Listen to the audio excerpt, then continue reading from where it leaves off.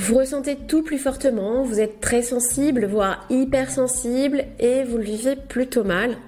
Vous avez des difficultés à bien vivre cette sensibilité au travail et au niveau personnel. Dans cette vidéo, je vais vous expliquer déjà ce que c'est que l'hypersensibilité et je vais vous aider à prendre conscience de vos super pouvoirs.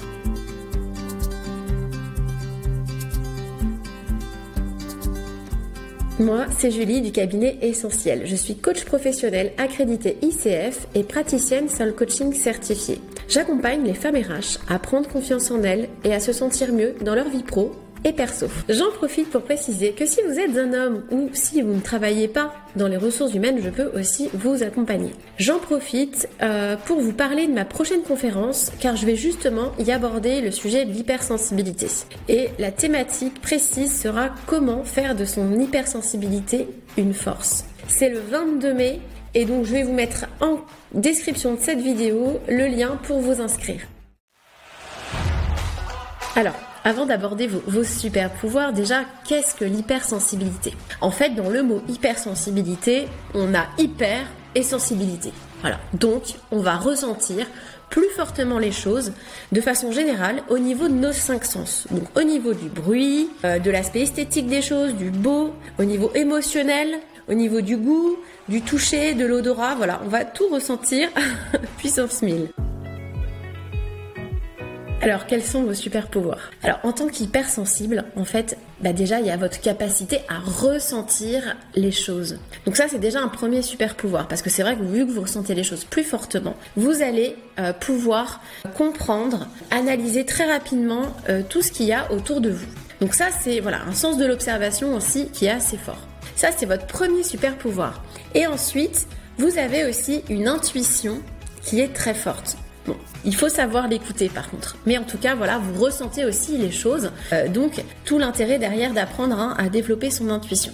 Et puis, vous avez un mental qui fonctionne à 100 à l'heure. Donc, beaucoup de pensées, d'analyse, etc. Donc ça peut vraiment vous aider dans votre quotidien, notamment professionnel, parce que vous allez percuter très rapidement, comprendre les choses assez vite. Et un autre super pouvoir, c'est votre créativité. Souvent, c'est quelque chose dont vous n'avez pas conscience, mais vous êtes créative. Et la créativité, ce n'est pas seulement tout ce qui est artistique.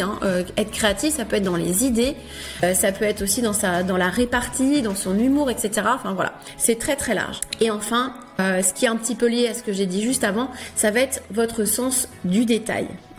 Vous allez pouvoir tout voir rapidement.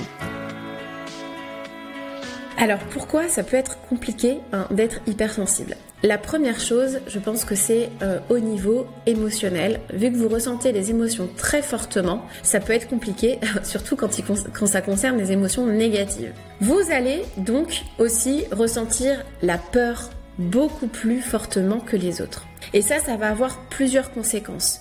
La peur du jugement des autres, la peur de sortir de sa zone de confort. En plus, votre mental qui fonctionne beaucoup va aussi générer beaucoup de pensées et ça c'est le fonctionnement de notre cerveau, il va générer plus de pensées négatives. Donc tout ça combiné, ça va souvent contribuer à générer un problème de confiance en soi.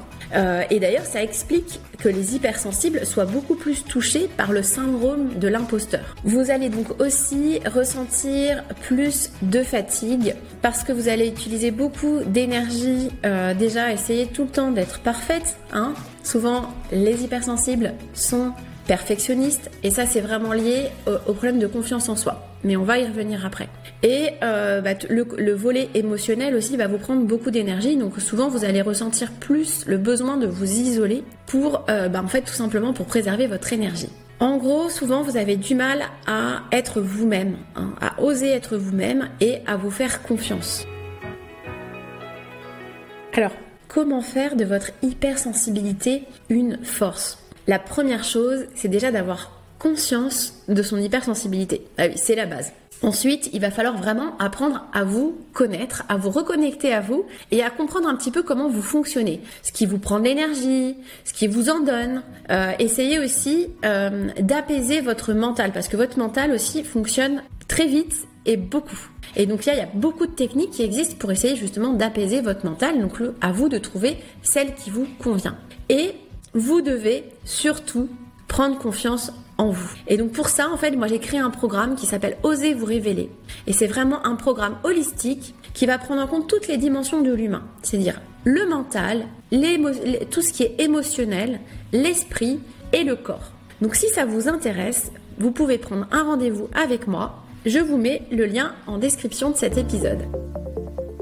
Voilà, j'ai terminé. Voilà, n'hésitez pas à vous inscrire à la conférence si ça vous intéresse. Pendant la conférence, je vais vraiment développer tous les outils justement que vous pouvez mettre en place pour faire de votre hypersensibilité une force. C'est le 22 mai, je vous mets le lien, inscrivez-vous vite. Et sinon, n'hésitez pas à me suivre sur LinkedIn, Instagram ou Facebook. J'ai créé aussi un réseau d'entraide et de partage sur LinkedIn. Donc n'hésitez pas, c'est Être une femme RH. Et puis, si vous voulez m'aider, si cette vidéo vous a plu, n'hésitez pas à liker et à commenter. Allez, à la semaine prochaine.